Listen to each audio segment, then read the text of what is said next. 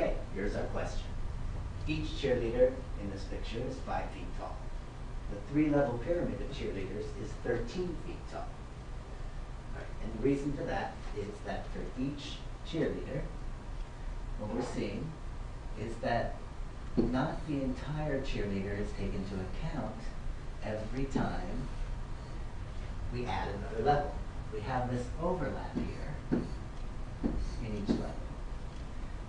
And we need to come up with an equation to take that overlap into account. To start with, we should probably identify our variables. So we want a pyramid. We'll let P be the height of the pyramid.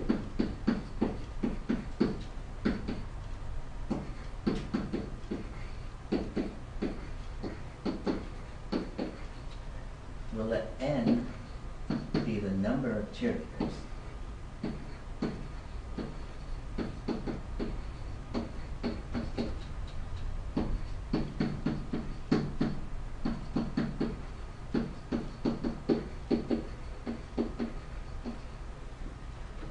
We'll let C be the height of one cheerleader.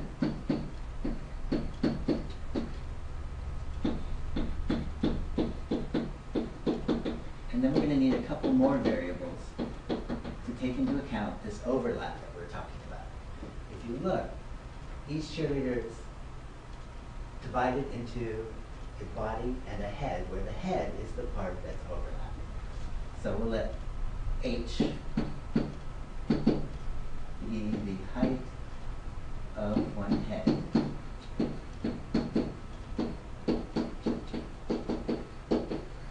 And we'll let B be the height of one body.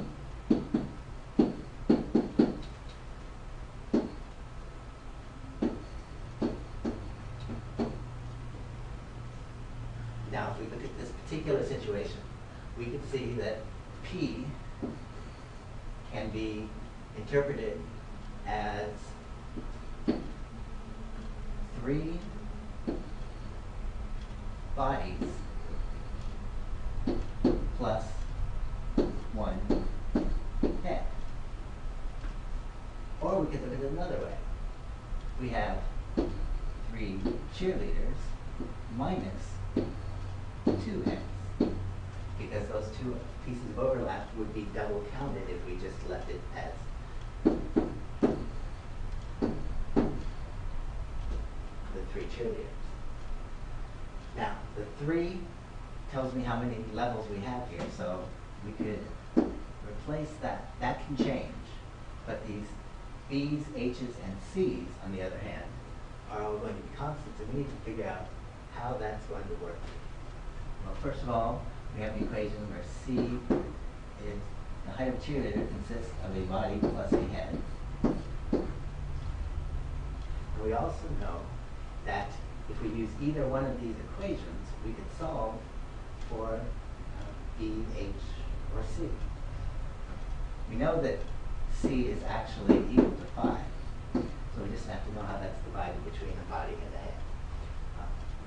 We also know that for this particular pyramid, we could say that it's 13 feet high, and in the second equation, we have a value for C, which is 5, minus 2h. So here we're able to solve for the height of one head.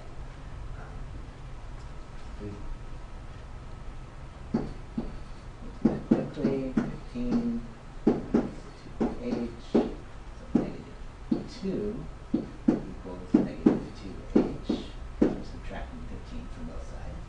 Therefore, h is equal to 1 when I divide both sides by negative 2. Set up h a little bit. Now that I know that h is 1, I have an equation here that has both C and H in it. And I could say that my pyramid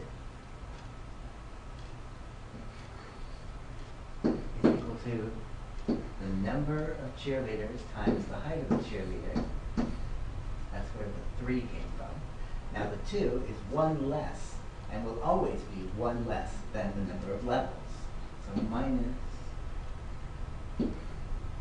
n minus 1 times the value of the height of one head. So that's one way to look at it. If we know the height of the head is 1 and the cheerleader is 5 feet tall, we also know the body is 4 feet, because 5 equals the body plus the head that we already solved for. So each body is 4 feet tall. So we could look at this also using our second equation up here, the 3b plus 1h. We could say our pyramid is the number of bodies where a body is 4 feet tall, plus 1 head, we have one piece of that overlap that isn't actually overlapping. So now I have two equations for P. This first one up here,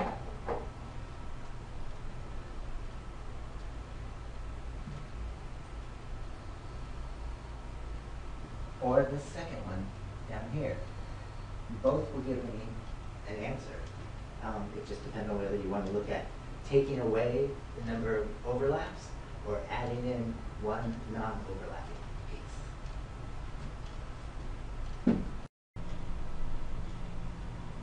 So our final answer here, using the second equation, would look like P equals 4n plus 1, since h is equal to 1.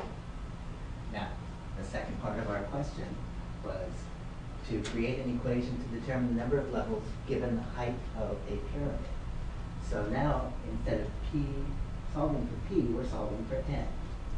And the way we're going to do that is to choose one of these two equations and solve for n in that equation. Now, the first equation, n shows up twice. The second equation, n only shows up once. So I'm going to use the second equation. Fairly straightforward if we think about it.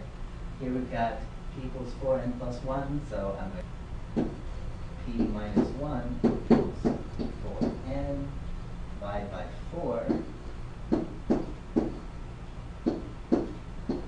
we solve for n. So now if I know the height of a pyramid, I can plug that in and it'll tell me the number